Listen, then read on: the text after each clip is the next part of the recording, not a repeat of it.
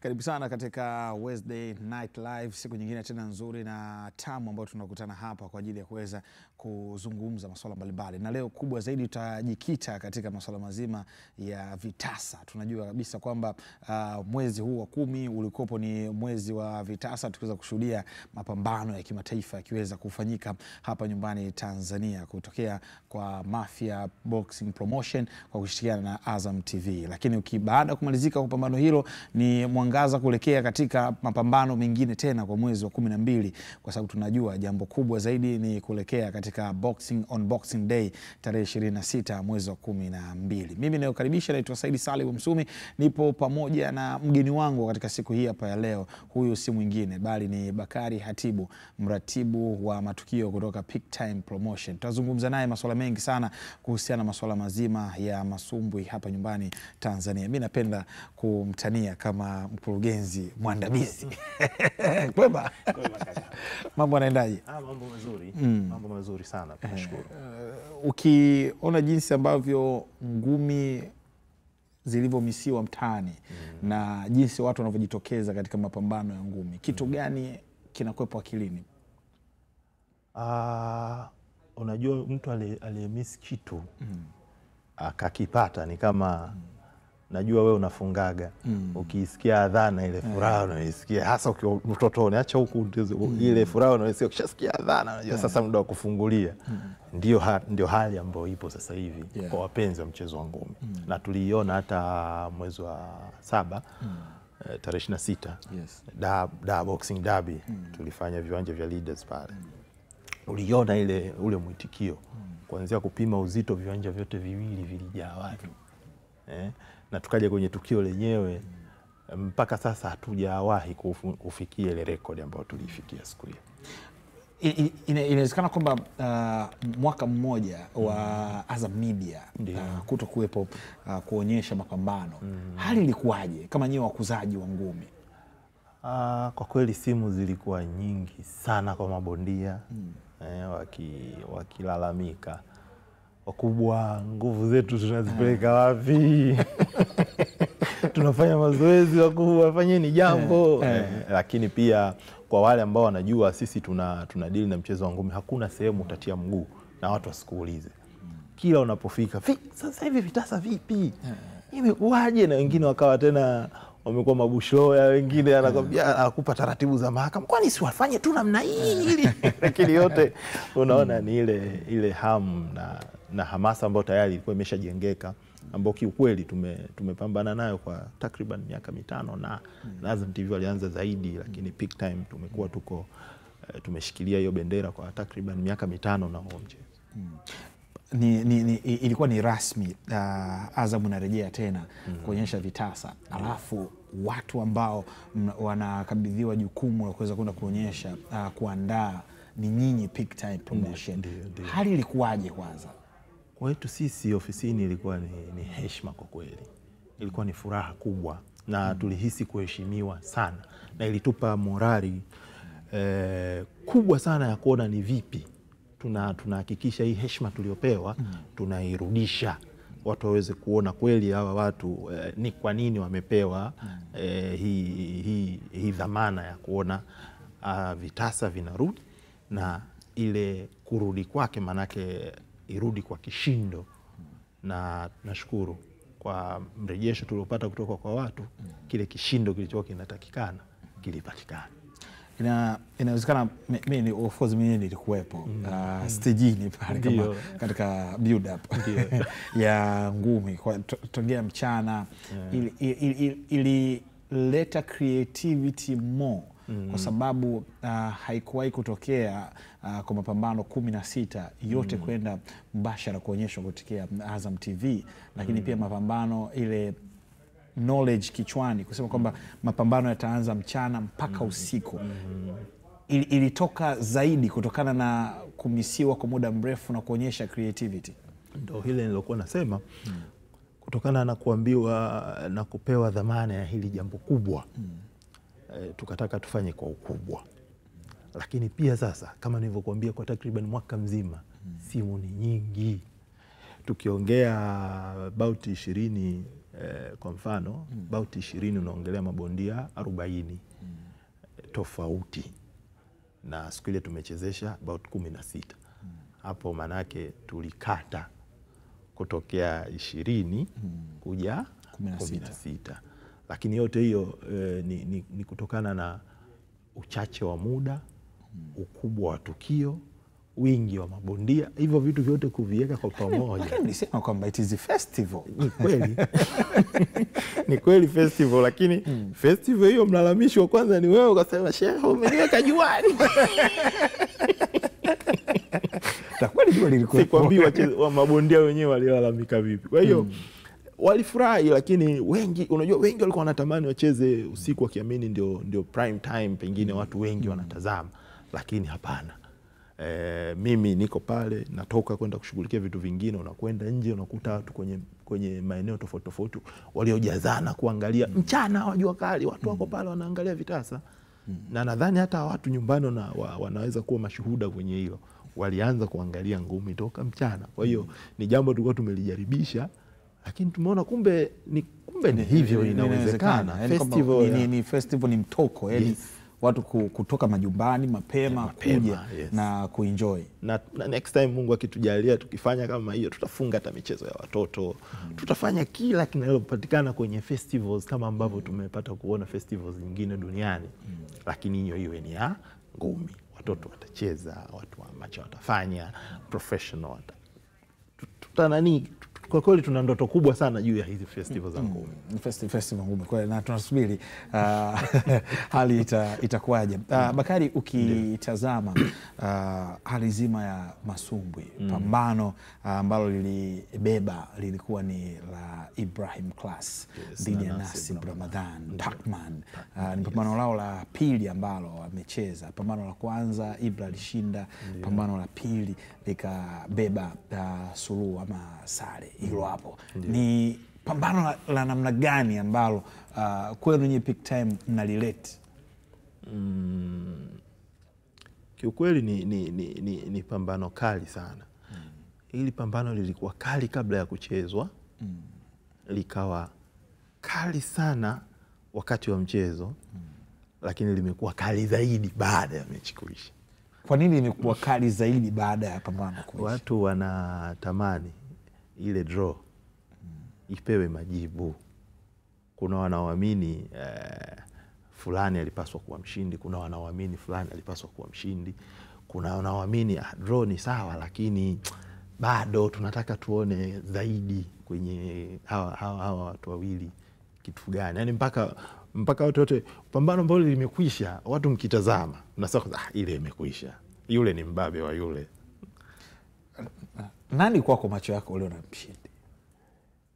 Mimi nimeona draw.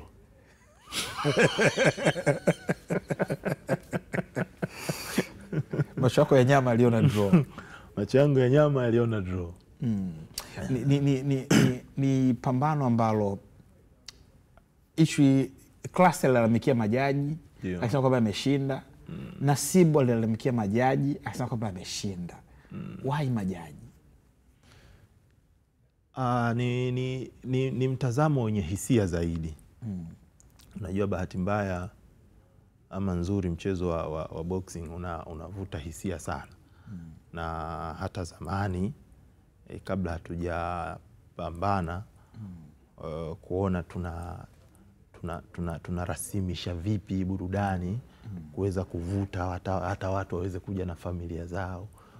Zamani ukienda kuangalia ngumi, kadri mnavyokwenda ndivyo watu huku chini wanakuwa kama, yaani unaweza ukamkanyaga mtu bahati mbaya tu, umenyanyuka unataka kwenda pahala, ukasikia kimewaka huko chini. Ni kutokana na hisia. Kwa hiyo ni mchezo fulani wenye hisia sana. Na hata hawa mabondia ukiwahoji wakiwa wametoka kwenye ulingo, damu imechemka na hisia zao ziko namna fulani, na wanasikia mashabiki chini wanavyoshangilia. Ukimuuliza lazima majibu yake kusema ukweli. Baadaye ukikaa naye chini ukitulia, wengi ni jamaa zako, ukikaa nao pembeni baadaye ukiwasikiliza, unaona kabisa wengine wanakuwa na maoni tofauti. Kuna watu wanaweza kumfuata kiongozi wetu Meja Semunyu baada hata mechi ya jana sijui nini yangu, nipe kitu changu gani, sio kitu, vitu kama hivyo. Unakuta tunampokea hivyo hivyo, kama unajua huyu damu imechemka, atapoa, na baadaye anakuja kuambia jamani, naomba mniwe radhi pale. Kwa hiyo ni maoni yenye hisia, lakini ukichanganya na kwamba mtu ametoka kupigana na anaamini. Unajua kila bondia kabla hajapanda kwenye ulingo anaamini yeye ni mshindi. Na hata kama hujacheza boxing kwa maana ya kupanda kwenye ulingo, lakini kama umecheza boxing hata kwenye PlayStation, wewe unavyocheza unaona mbona mimi nashinda? Inakuwaje pale marks zinasoma tofauti? Inakuwaje? Hiyo inatokea sana. Kwa hiyo wataalamu wakikaa chini pembeni, wakireplay hivi vitu, huwa wanaona matokeo, mbona ni sahihi au mbona hapana, hii si sahihi, ilipaswa kuwa hivi. Kwa hiyo mimi nafikiri watuachie hii shughuli sisi wazee wa kazi ngumu. Sawa. Bakari Hatibu ni mratibu wa matukio kutokea Peak Time Promotion, ambao ni waandaaji na wakuzaji wa masumbwi hapa nyumbani Tanzania. Tukiwa tupo naye hapa tunazungumza masuala mazima ya masumbwi na mwelekeo wa masumbwi hapa nyumbani Tanzania. Bakari, tutarejea pia huku kuangazia mapambano, lakini wiki iliyopita tulikuwa na pambano la knockout ya mama Mafi Boxing Promotion wakishirikiana na Azam TV. Ulikuwepo pale, nilikuona. Mara nyingi ukienda kwenye mapambano kama yale, mapambano ambayo nyewe hamuandai, lakini mnakwenda kuangalia, kuna vitu gani mnakwenda kuvijifunza, kuvichukua? Sehemu kubwa ni ule uratibu uliokuwa umefanyika pale. Huwa ni kitu ambacho cha kwanza tunapenda kwenda kuona wenzetu pengine wamefanya kitu gani cha tofauti na sisi, kama kinatufaa tukiige. Lakini pia tunapopata nafasi ya kushauri kutokana na uzoefu wa waandaaji wa haya matukio, huwa ni nafasi pia ya sisi kushauri kwamba tunaweza kufanya hiki na hiki na tukapata matokeo mazuri zaidi. Lakini kubwa huwa tunaenda kuenjoy lile tunaloliandaa wenyewe, huwa hatupati ile nafasi ya kukaa chini ukaenjoy. Hapo kila saa simu zinaita huko huko, kama umeweka radio call ndo kabisa hapa kariki. Kwa hiyo unakuta ukienda kwenye tamasha lililoandaliwa na promoter mwenzio, tena kwa viwango kama ambavyo limeandaliwa mara ya mwisho tulipokwenda, unajikuta unatafuta tu popcorn zako, umekaa chini, una enjoy fight kali. Mfano kwenye fight hii hapa ilikuwa ni fight moja tamu sana ambayo tumeweza kuishuhudia. Hii ilikuwa ni ya Magoma. Alishinda, ni mtoto wa bondia wa zamani Magoma. Lakini tuliona jinsi ambavyo mabondia hawa wa kigeni ambao walikuja na wakaonyesha challenge na wengine walishinda. Mfano Ibrahim Mafie alipigwa, alipoteza kwa nani. Kwenu mlipata somo gani? Maana kuna ule mtindo kusema kwamba kuna hii promotion inatuletea mabondia ndizi, ndio msemo ambao unakuwepo mara nyingi katika masuala ya ngumi, yani bondia legelege kidogo. Bahati mbaya sana kwenye mchezo wa ngumi, tafsiri ya ndizi inategemea umekaa upande gani. Yani kwa mara nyingi huwa tunaona yule atakaye, yani tunaamini kama Watanzania hawana upumzi ya kuweza kumpiga mgeni kwa kiwango ambacho akatepeta na watu wote wakakubali. Yani tunahisi kwa nini anapopigwa yule tuseme tu ndizi, yani tukimbilia kwenye ndizi. Yani hoja inayotokea mfano ili pambano la Magoma, unaona kabisa bondia anakupa yani game. Mfano mechi ya Ibrahim Mafie ambayo alipoteza, Kato Machemba naye alipoteza katika pambano hili. Lakini angalia pambano kati ya Salman Kasim dhidi ya Kana Kotei. Yani Kana Kotei amepigwa, lakini unaona kwamba yes, ngumi zimechezwa. Yani haijalishi kwamba nani kashinda, lakini unaona hapa tumepata fight, hususan kwa mgeni. Au labda Kudakwashe alipopambana na Mfaume. Yes. Ndo kile ninachokisema. Tafsiri ya ndizi ni ngumu kidogo. Watazamaji waelewe, ndizi maana yake sio ya kula. Ndizi ni bondia ambaye tunaamini ni legelege. Lakini ukimuuliza bondia aliyecheza naye, vipi mpinzani wako ni legelege? Jibu akiweza kukujibu yeye kwamba ile ndizi tu, hapo tutakubali kweli ndizi. Lakini kwa sisi watazamaji tukiangalia kwa mfano mfano pambano kama hili kama Kotei dhidi ya Salman Kasim, mfano nitoe labda kwa pambano la Juma Choki na Mankanda Nvi. Utasema Mankanda Nvi ni ndizi? Hapana. Lakini amemalizaje lile pambano? Baada ya kupata cuts na kuonekana kwamba hawezi kuendelea, si ndio? Lakini sasa ni katika mazingira hayo si injuries zote za kumpata mpinzani zikawa na ile ya kuweza kuonekana kama ambavyo labda unasema ni cuts au vipi. Bondia wapo tumeona wanakuja, anapigwa Dula Mbabe ashe kumpiga mtu raundi ya kwanza Zanzibar, kumpiga mtu raundi ya kwanza akapiga goti yule bwana. Nadhani pia ilitokea kwa Daniel Wanyonyi Dodoma. Raundi ya kwanza tu sekunde Daniel Wanyonyi kutoka Kenya. Ilifanyika Dodoma. Ndio, ilifanyika Dodoma, yes. Mpaka watu wakaanza kuleta ulumai kidogo. Lakini ni kwa nini hatutaki kuamini kwamba yule mtu kaumia mpaka kapiga goti chini na kusema mimi siendelee? Tunamtafsiri kama ndizi. Na kwa nini bondia wetu ambao labda wametokea kupigwa hapa nyumbani na wageni hatuwatafsiri kama wao ni ndizi? Kwa sababu tunawajua. Yaani tunawaona mara kadhaa, lakini game ambayo wametuletea huyo bondia wa nje, unaona kabisa mfano kuna mabondia ambao wamekuja, mfano nyie Peak Time mmetuletea Shimanga Katompa, wakina Tina Mpei wale.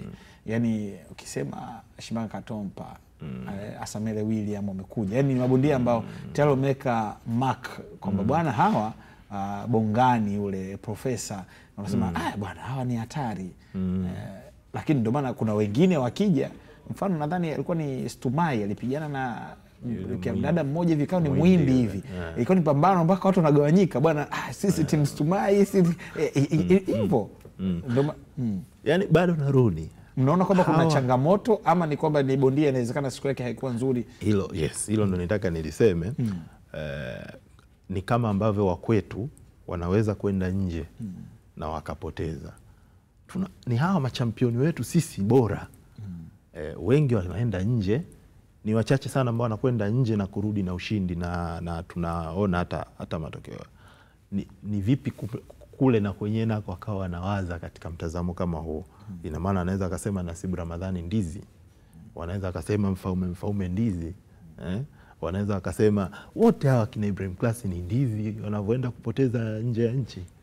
Si hivyo, manake ni anakutana na mpinzani bora, lakini pia mazingira, pengine safari, machovu ya hapa na pale, mpaka bondia amechukuliwa, amepewa kibarua aje kutuburudisha, anakuwa amekidhi vigezo mbalimbali vya ubora kutokea box record. Lakini kwa mascout ambao wanakuwa wakifanya hizo shughuli, matchmakers ambao ni wana network yao dunia nzima, na kuona kwamba kwa huyu mpinzani huyu atamfaa. Mfano labda nichukue mechi ya Mfaume na Kudakwache. Kabla ya mechi mimi nipo kwenye magrupu ya ngumi na wewe upo pia. Nafikiri ulikuwa unasikia kitu gani labda kabla ya mechi? Huyu bondia wa kumpandisha viwango. Anatoka tu anamrudisha tu Mfaume kwenye ramani. Yaani maoni kama hayo, ndizi hiyo ni ndizi kama ndizi nyingine.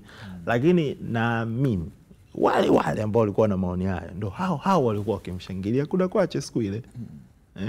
Kwa hiyo inatokea, na ni vipi Kudakwache angekuwa na game mbaya siku ile na maoni ya watu kabla ya mechi yalikuwa ni hayo kwamba ile ni ndizi, manake tungefunga mjadala kwa kusema Mfaume amecheza na ndizi ndio maana kaishinda. Turudi katika mapambano ya juzi kidogo. Haya ambao Mafia knockout ya mama aliweza kuyaandaa siku hii hapa. Tukuja naja Mfaume hapo na Ramajaa pembeni. Tumeona kuna kizazi fulani hivi kipya cha ngumi. Inaleta matumaini kwa kiasi gani kwa mchezo wenyewe pia? Kwa kweli wanasema vijana ni taifa la kesho. Lakini kaja ukaboreshwa kwamba vijana ni taifa la leo na kesho pia. Kwa hiyo na ndilo kubwa tunalolipambania sisi. Usipotuona au mara nyingine watu wanaangalia fight inaanza, bondia hata jina lake yani watu hawalijui, huwa wanawaona kama hawa wanawachezesha mabondia fulani hivi wa bei nafuu labda, wakiamini hivyo, lakini ina turn out kuwa ndio machampion wenyewe wanaokuja. Kwa hiyo kila siku tunaimba, tunao hawa tunawatumia sasa hivi, utawazungusha kina Class, Mfaume, Nasibu, Dotwa Kiduku, Dula Mbabe, tunazunguka na hawa kutengeneza fight. Kaka wa Tanga umtaji Champez one time, Mwakinyo Hassan Mwakinyo. Unakuta tunazungusha hawa bondia, lakini kaliba ya binadamu, maumbile yake hayajazoea kupata kile siku zote. Tunataka tupate vitu tofauti. Je, mwakani tunamchezesha nani? Miaka 5 ijayo watacheza kina nani? Ndio maana tuna program sisi ya champion wa kitaa. Hiyo tunazunguka nayo mtaani huko. Bahati mbaya pengine inashindwa kufika kwenye media kubwa kama hivi, lakini tunazunguka mtaani, tunaandaa mapambano na kuchezesha, tunawaita machampion wa kitaa. Yani ni wale mabondia waliokivi vigezo vya kiuchezaji, lakini bado hawajaweza kutokea kwenye jukwaa kuu, au bado hawajapata umaarufu wa kuweza kuwachezesha kwenye mechi hizi kubwa tunazoandaa. Kwa sababu unakuta tunaandaa mechi kubwa na kuchezesha mabondia pengine 10, about 10, yani mabondia 20 mpaka about 12, mabondia 24. Lakini mtaani tuna maelfu ya mabondia Dar es Salaam peke yake. Kwa hiyo ni program tunakwenda nayo. Tunapambana na tunatoa wito kwa wadau, tunatoa wito kwa mapromoters wengine, na kweli niwape pongezi mapromoters wote ambao wamekuwa wakichezesha mabondia wachanga mpaka nakuja huku juu tunaweza kuwatumia. Kwa kweli kwa hiki kizazi kipya kinachokuja, tunaona picha nzuri kule mbele.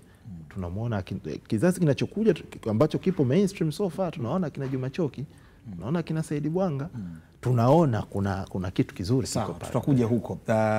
Bakari Hatibu, mratibu wa matukio kutoka Peak Time ambaye nikipo naye hapa, tumeanza kuzungumza kuhusiana na namna gani ambavyo Azam TV ilikuwa imemisiwa kwa kiasi kikubwa sana kutoka kwa wakuzaji hawa wa masumbwi, kutokana kwamba kukaa pembeni kidogo, lakini hatimaye urejeo wake wa vitasa, hali imekuwaje mtaani, wao wenyewe wakuzaji wanazungumza kitu gani? Hii ni Wednesday Night Live, mimi ni Saidi Salim Msumi. Tuende mapumziko mafupi kisha tutarejea.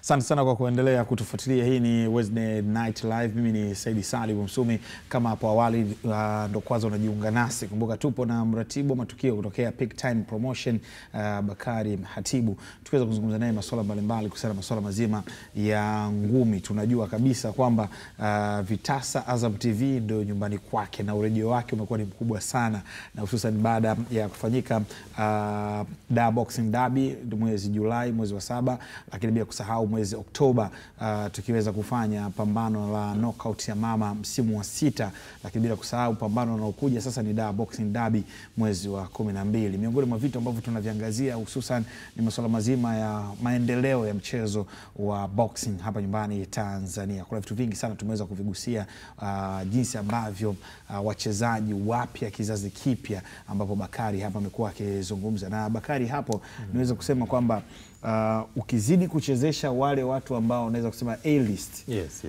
tutawapoteza kabisa kuliko hiki kizazi ambacho kinachokuja. Na jitahidi vipi sana ku-maintain wadau kuweza kuwaona hususan katika hizi main bout? Kuna pambano moja nakumbuka mlilifanya Peak Time, mlituletea tu Hassan Ndonga dhidi ya Oscar Richard Degu. Ni pambano moja ilikuwa tamu sana, nadhani ilifanyika Kigamboni. Yes, kwa ajili ya kuhamasisha tu kupata lidhi utamu wa mabondia hawa wakati. Yes. Na tuliita safari ya bichi. Tulifanya Kigamboni kule. Na mwitikio uliuona. Maana tumewaita kama mabondia wadogo au mabondia, lakini kwa ule mwitikio uliouona Kigamboni, wewe ni mdau wetu, kila tukio nitakwambia umeliona, kwa sababu ni kweli umeliona. Mdau huko. Lilikuwa na mwitikio mkubwa kiasi kuna watu wanauliza, kwani anacheza nani na nani? Hassan Ndonga, Oscar, ndo kina nani hao? Na ile vita ya Makatuni Pesa au Hassan Ndonga dhidi ya Nakos. Yes. Hiyo sasa ni kwa upande wa Mabibo. Tulikuwa tunapata lawama, anasema mnatugombanisha ndugu kwa ndugu. Lakini ndo mchezo. Ingawa watu wa Manzese pia Ndonga alienda ku training na kambi ya Pialali. Kwa sababu watu wa Manzese wana la kwao juu ya Nakos. Wana la kwao la moyoni. Kwa hiyo swali ambalo tutakuja nalo. Tuendelee hilo kwanza. Ndio. Kwa hiyo unaona kikubwa ni kuwapa nafasi. Hawa vijana wana kitu kikubwa sana, pengine kuliko hata hawa mabondia ambao wapo A-list kama ulivyotumia neno zuri sana. Hawa mabondia wapewe nafasi.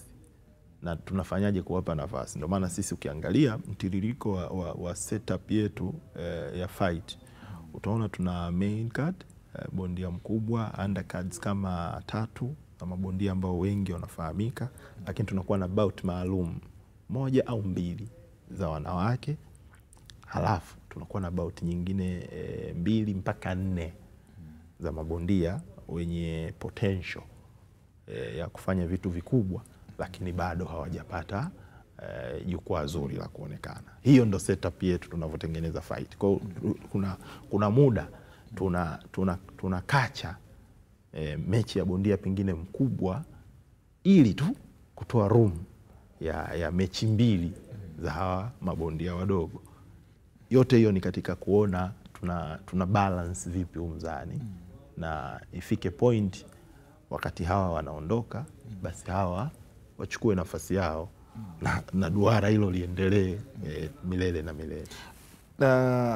Yote anaifanya hivyo ni matchmaker. Yes.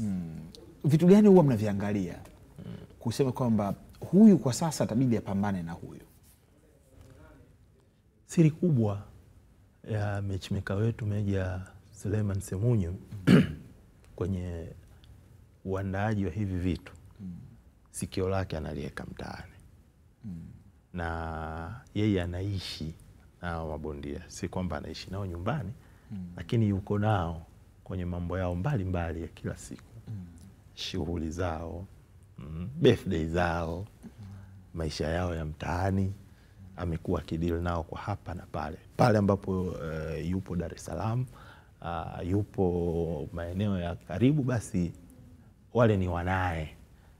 Kwa hiyo anapata kusikia mtaani sasa hivi ni kitu gani kinazungumzwa, watu wangependa nini, na huwa anawatizi kwa kuwaeleza kuna mechi nataka kuichezesha ya fulani na fulani, ili apate tu ule mrejesho watu wanazungumza nini. Na ndio maana unaona mechi zetu zote, hata ukisikia jina hulijui, yani unaweza ukaona huyu simjui, lakini ushauri wangu kaa chini uangalie.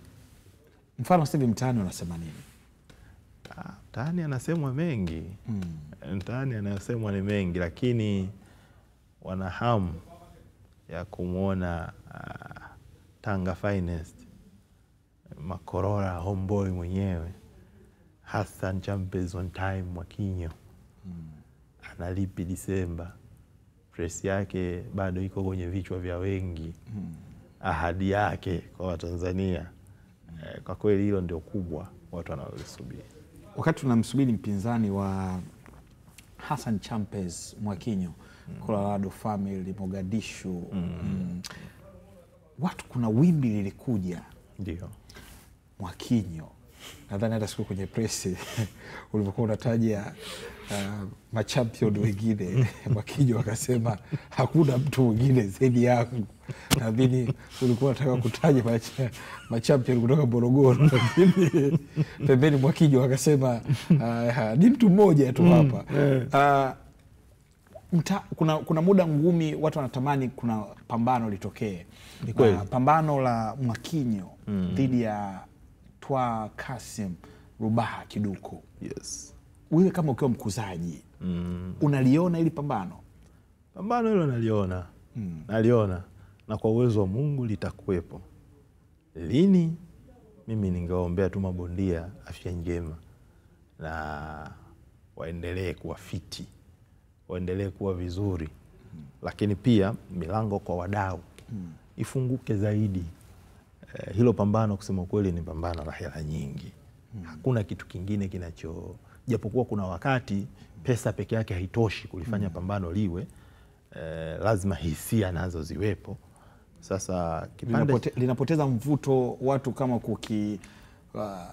kukimbiana, kwa sababu lilivyoanza kuchipukia lilianza kuchipukia baada ya Crown Mtoa Roho. Ndiyo. Ya kati ya Abdallah Pazipazi Dula Mbabe dhidi ya Twa Kiduku. Yes. Baada ya pale kusema tunatamani aje Mwakinyo tuone kuna Mbabe ni nani. Ndiyo. Lakini baadaye Mwakinyo akasema hapana, mimi sitaki kuchezea Prado, sitaki kuchezea V8 na kadhalika. Nataka mkwanja. Mapromota mkaitwa, watu wakasema mwenye uwezo wa kulibeba hili ni Big Time. Ndiyo. Vipi?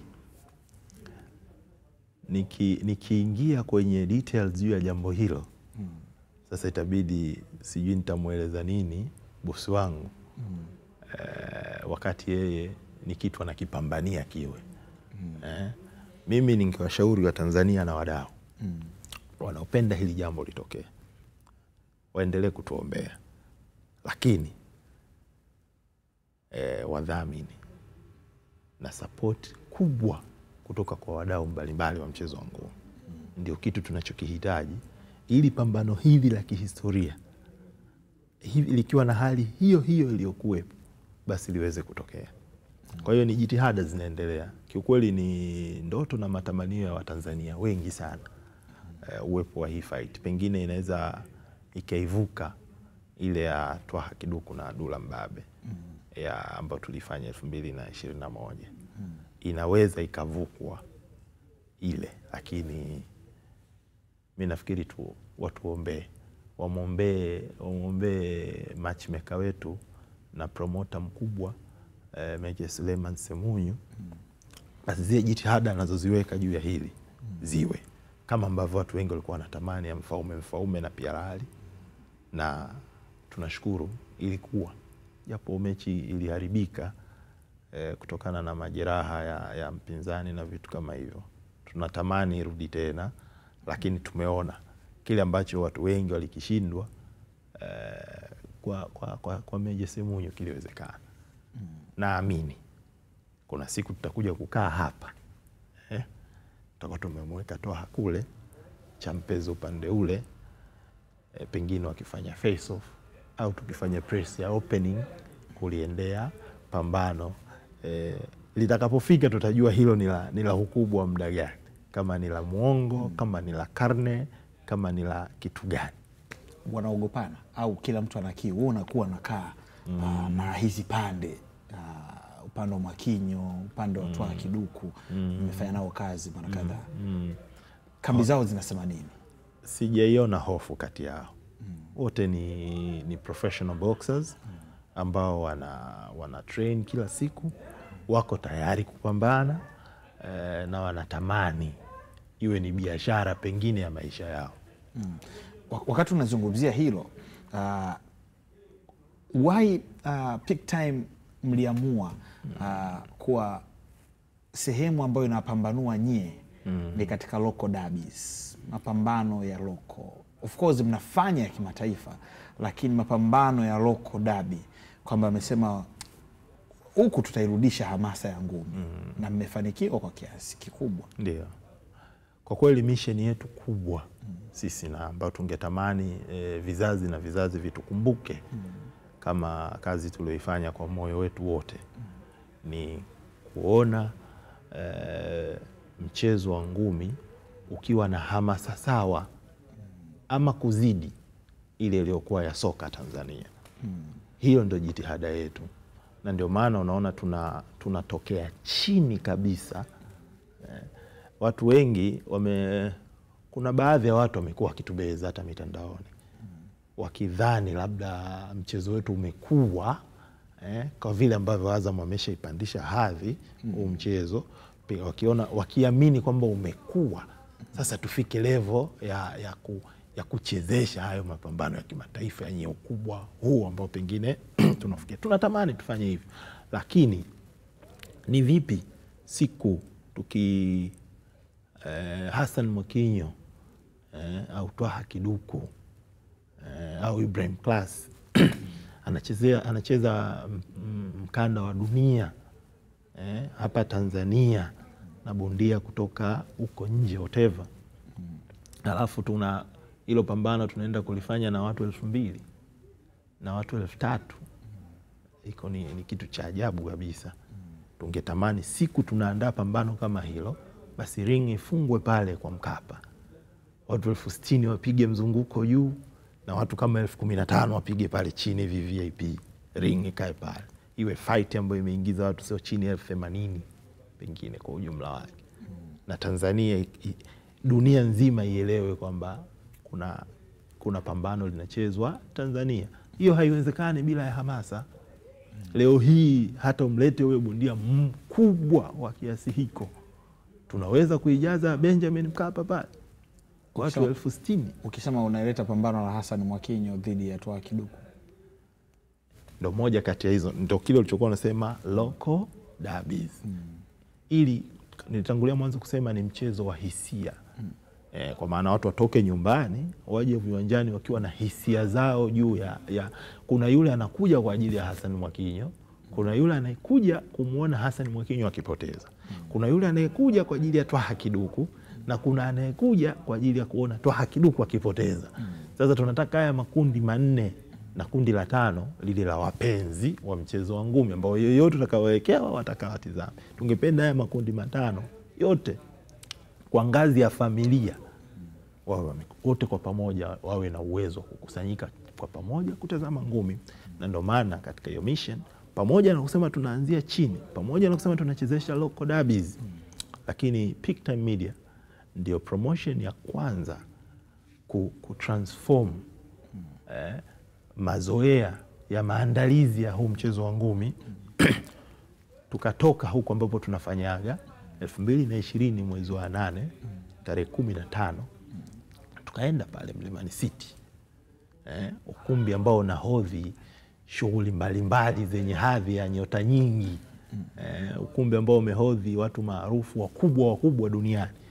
Na sisi tukapeleka ngumi pale, na watu walikuja wamevaa suti wamependeza, watu walikuwa wamekuja na familia zao kuja kutizama ndondi, kitu ambacho si tulichokizoea. Mimi na wewe ni wadau, tunajua tulikuwa tunakwenda kwenye ngumi, unakwenda kwa staili gani? Yes. Kwa hiyo kuelekea mafanikio makubwa ya mchezo wa ngumi, ndio maana tunakwenda na hizo transformation. Tunapiga Dude Mlimani City, tunatoka tunarudi mtaani chini, tunaandaa mechi zao. Lakini kuelekea mechi kubwa tunayoandaa, huwa tunaandaa mechi nyingine ndogo nyingi za wadau mbalimbali. Kuna mabondia wanapendwa pengine na mtaa mzima, unakuta analishwa na mama ntilie yule, jioni sio anakwenda kwa nani, maisha yake yote ni watu wamembeba kwenda naye mbele. Lakini hana jina huku kama ambavyo mabondia wengine tumewazoea. Kwa yule ukiona sisi tunafanya naye kazi, sasa jamaa anapenda kuchezesha local derbies hawa. Lakini wale ndio true champions wa watu mtaani.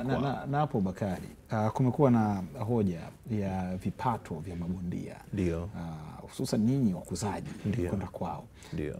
Viwango vimeongezeka kwa kiasi gani kusaidia na nyinyi mabondia kuweza kukuza? Japo inawezekana sio kitu ambacho ni kimoja ambacho kitaweza kumsaidia bondia tofauti kupata na management nzuri, matangazo na kadhalika. Lakini kwa kiasi gani mnasaidia katika kuboost hawa bondia? Kiukweli tunajitahidi kuwalipa kwa uzuri wa kile ambacho tumeweza kukikusanya kwa wakati husika. Kwa maana ya kwamba pengine kwa ndoto zao wangependa kulipwa zaidi ya ambavyo wanalipwa, lakini pia tunakwenda na hali halisi. Tunaona football sasa hivi imefika level ya wachezaji kununuliwa milioni 300-500 nyumbani hapa. Yes.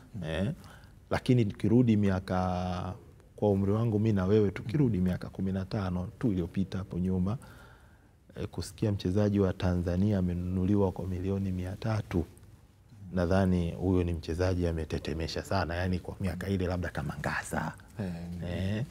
Ngasa na Azam na nyinyi kwa milioni 45 hivi. Unaona? Kwa hiyo kama mtu wa sasa hivi ukimwambia mchezaji alikuwa ana move yake iliyotetemesha vyombo vya habari ilikuwa ni ya thamani ya shilingi milioni 45, yani kuzidi 80, yani hapo katikati. Kwa Gen Z hata sasa wewe naye alikuwa anacheza afanya kitu gani?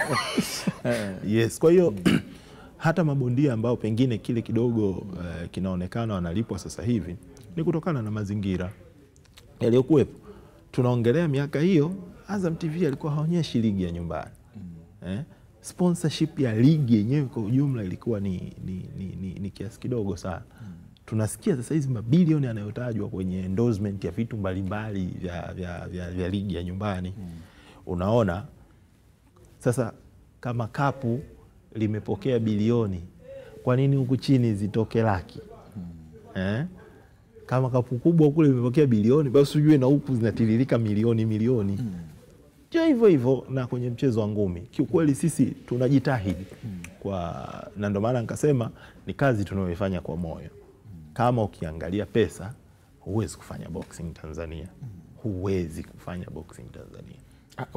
Unaionaje uongozi wa TPBRC miongoni mwa watu ambao sasa wanakaimu ni Patrick Raymond Nyembela? Wapo pale wakina waandishi wa habari kama kina Jacob Mbuya wapo. Unaionaje TPBRC hapo japo ni kwa mpito? Ndio. Kwa kweli tunaona mwanga. Tunaona mwanga na tutafedheheka sana watu wa ngumi, mtu kama Patrick Nyembela ambaye kiti chake umekikalia leo hapa, ambaye amehangaishana na hizi ngumi tangu enzi za kina Matumla huko. Anazijua nje ndani. Nadhani katika waandishi senior wa Tanzania ukiongea nao kuhusu boxing unaweza ukapata madini ya ajabu na Patrick Nyembela. Kwa hiyo tutafedheheka sana kama uongozi wake hautaacha alama ile ambayo tunaitarajia. Kiukweli tunategemea makubwa sana kutoka kwao, na support yetu kwao sisi kama wadau wa mchezo wa ngumi ipo kwa 100%, iwe kwa ushauri, iwe kwa utekelezaji, lakini na maagizo atakayotupa sisi tutayafanyia kazi kwa nguvu zetu zote ili kuona tu mchezo wa ngumi. Sawa. Ni Bakari Hatibu, mratibu wa matukio kutoka Peak Time, nikiwa naye hapa tunazungumza kuhusiana na masuala mazima ya vitasa katika siku ya leo, ukuzaji wa ngumi kwa ujumla, lakini bila kusahau pia maendeleo ya ngumi hapa nchini Tanzania. Kumbuka jambo lao ni Disemba, inaitwa Boxing on Boxing Day kwa sababu inafanyika tarehe 26 ya mwezi wa 12 kila mwaka katika kalenda yao ya matukio. Kumbuka hii ni Wednesday Night Live, mimi ni Saidi Salim Msumi, tunakwenda mapumziko kisha tunarejea. Tafadhali endelea kuwa nasi.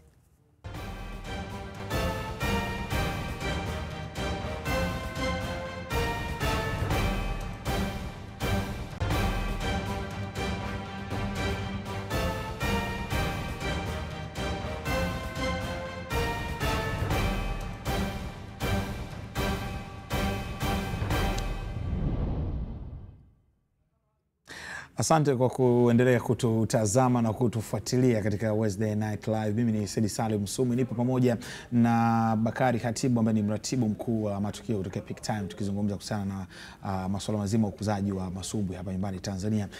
Bakari, kama ilivyokuwa kawaida ya Peak Time kuwa na mpambano mwezi wa 12, na safari hii awali mlitangaza kwamba pambano litafanyika Mwanza. Ndio.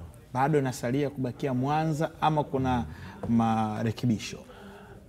Kutokana na maoni na wadau hasa, unajua nimesema hapo awali, mchezo wa ngumi unahitaji fedha nyingi sana kuandaa. Kwa hiyo sponsors wetu ambao tumewaomba na wamejitokeza, wengi wametushauri tufanyie Dar es Salaam, kwa sababu kwa nyakati hizo wanaamini Dar es Salaam ndio itawapa value ya kile wanachokitaka. Kwa hiyo kwa kuwasikiliza wao, lakini pia na wadau mbalimbali wa mchezo wa hapa Dar es Salaam, basi tunairejesha heshima hiyo kwao. Boxing on Boxing Day tarehe 26 mwezi wa 12 mwaka 2025 itafanyika Dar es Salaam. Ukumbi tutakuja kuwatangazia rasmi, lakini ni moja kati ya hizi kumbi 3 za kishua. Kama sio warehouse, basi tutakuwa hapo Superdome ama tutakuwa Mlimani City, lakini tutarudi rasmi hapa kuwajulisha. Miongoni mwa mtu ambaye mlimtangaza atakuwa ni main card ni Hassan Champez Mwakinyo, Colorado family, Mogadishu. Champez one more time. Anakwenda kupambana na nani na atagombea mkanda au pambano itakuwa aina gani? Nafikiri tutaingia kwenye taarifa za mechi yenyewe, ikijumuisha na utangazaji wa undercards zilizokuwepo. Niwaambie tu ni mechi kali. Mechi kali kwa Mwakinyo mwenyewe, lakini mechi kali kwa hizi za chini zinazoingia. Tutakuwa na ubingwa upi na upi utakaoshindaniwa siku hiyo. Mimi ningeomba kwa heshima na taadhima, na nitajitahidi heshima hii nikupe tena wewe kuja kuitangaza hapa, yes, kwamba mwezi wa 12 kwenye ile Boxing on Boxing Day mwaka huu tutaruka na nani, lakini kwa hakika huyu uliyemtaja Champez one time atakuwa main card ya mechi yetu. Main card. Kuna watu kidogo wakisikia jina la Mwakinyo wanakuwa wanadhani kwamba bwana ni mtata ni nini. Nyie mmefanya kazi mara kadhaa, tukopo Zanzibar, Champez tena dhidi ya Hoga kama sikosei, Ghana na kadhalika. Nini siri ya pick time na Mwakinyo? Ni heshima iliyopo kati yetu. Kwa maana sisi tunafanya yale yote anayopaswa kuyafanya kwa kumheshimu bondia, lakini na bondia anafanya yote anayopaswa kuyafanya kwa kutuheshimu sisi kama promoters. Basi ile heshima yetu tulionayo ndio sababu tumemchezesha Hassan Mwakinyo mwaka 2020 Mlimani City, tukamchezesha tena Januari mwaka jana Zanzibar, na inshallah tutamchezesha tena Disemba mwaka huu. Kuna mapambano ambayo tunasema hajamalizika, mfano Mfaume ambaye dhidi ya Idi Pialali, ambalo kuna tetesi labda mwezi Julai tungeweza kushuhudia, japo haikuwa. Pambano hili tunawadai pick time. Mnatudai promoters wa Tanzania. Kwa nini sio pick time? Kwa sababu nyinyi mlituletea Arusha na jambo likamalizika kwenye raundi ya kwanza tu. Ndio. Kwa heshima ambayo kiukweli wapenzi na wadau wa mchezo wa ngumi wanatupa sisi Peak Time Media Promotion, wanatudai vitu vingi sana. Wanatudai vitu vingi. Kimoja kikiwepo kuijaza Benjamin Mkapa kwa pambano la kihistoria. Yes. Kwa sababu kuna mapambano ambayo nyie mlitupatia. Of course kwa mapromoter wengine pia wanaweza kutuletea. Lakini pambano kati ya Said Chino dhidi ya Ibrahim Class, na nyinyi mlituletea pambano la Mfaume dhidi ya Pialali, mlituletea Nasibu dhidi ya Ibra Class, ambao watu wanatamani kuziona hizi hapa, labda Twakiduku na Mwakinyo, na nyinyi mmejinasibu kwamba ni watu wa local derbies. Ni kweli. Kama ngasema tule mtori, minyama ipo chini hapo ya kukupa gout kabisa. kuna muda fulani watu wako wanazungumza kwamba Peak Time mnachezesha baadhi ya mabondia mfano wakina Selemani Kidunda, Ismail Galiatano, Bona Bucha na kadhalika. Baadaye tukaona wakicheza katika promotions zingine na kutoa fursa. Mmewamisi pia watu kuwaona kupanda kwenye jukwaa la Peak Time? Kila mpenzi wa masumbwi amewamisi kuwaona. Amemisi kuiona burudani ya Bona Bucha anavyokupiga huko akidance kwenye ulingo.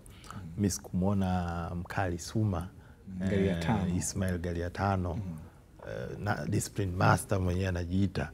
Lakini wana miss kumuona burudani ya Mzalamu, Suleiman Kidunda, Jini Makata.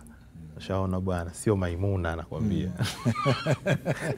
Kwa hiyo ni kweli watu wanatamani na hiyo ndio sababu pengine inayotupa utofauti sisi na promotions nyinginezo.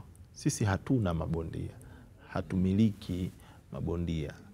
Hauna guarantee kusema kwamba eti utacheza Peak Time. Lazima mimi nitacheza, mimi kijana wao bwana, lazima nitacheza. Utacheza pale ambapo biashara ziko sawa sawa, utacheza pale ambapo umeonyesha discipline ya hali ya juu kwa wadau, lakini kwa mchezo wenyewe utacheza pale ambapo tunaona hamasa mtaani, watu wanakuhitaji wewe ucheze. Hiyo ndo vitu pekee vinavyokupa nafasi kwenye hili jukwaa letu. Na ndio maana nikarudi kuambia mwanzo, hapa kwenye hili jukwaa letu ndio utaona mabondia hujawahi hata kuwasikia na wakakupa burudani hujawahi pengine hata kuiona. Yes, kwa hiyo wanaotamani Galiatano, wanaomtamani Bona Bucha, wanaomtamani Suleiman Kidunda, basi inshallah na wenyewe watulie, burudani iko pale pale. Watawaona tu. Dula Mbabe hatujamuona. Ndio. Tumtaraji kumuona mzee wa ngongo. Mzalamu bwana ana kitu chake cha peke yake.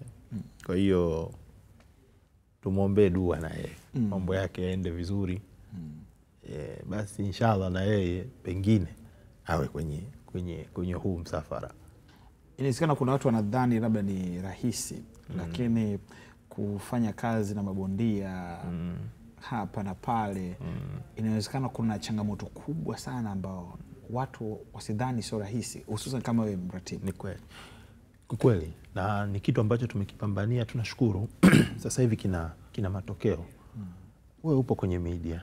Naamini miaka 5 nyuma ukimuita bondia kwenye interview, hata respond yake anaona kama ni vitu gani, yani anaona kama ni vitu fulani vya, yani mimi mgumu bwana, mnaniweka chini mnaniuliza nazungumza vitu gani. Lakini sasa hivi bondia anaelewa kwamba interview inanipa ndio platform yangu mimi ya kwenda mbali zaidi, na anajipanga. Ukimuita anakuja kwa wakati.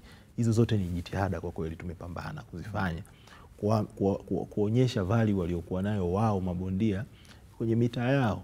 Ni vipi watu wanawatazama, ni kwa nini wao wanajichukulia poa tu, mpanda bodaboda kama malapa hata kama, lakini kuna ile hadhi ya kujiwekea. Ni vitu ambavyo tunawafundisha kila ambapo tunapata nafasi ya kufanya nao kazi. Bondia yote aliyefanya kazi na sisi basi anaondoka na ujuzi wa vitu kama hivi. Kuna kwa uchache sana swala la muda, kumaliza mapambano kwa muda. Swala mapambano kwenda muda mrefu sana usiku. Lakini pia mwisho wa siku majaji. Na tuambia nini Peak Time kuelekea katika pambano la tarehe 26? Sisi kila siku tunaboresha pale tulipoishia. Tulipoanza palikuwa pagumu zaidi. Kama kuna mtu analalamikia muda sahizi, basi hajapata kuona tulipotoka. Kwa ni jambo tunalifanyia kazi kama nilivyokuambia. Tunawafundisha watu, tumewapa elimu ya umuhimu wa brand zao, kuzitunza na kuzifanyaje. Tuliwapeleka mpaka, nakumbuka tuliunga nguvu na klabu ya Yanga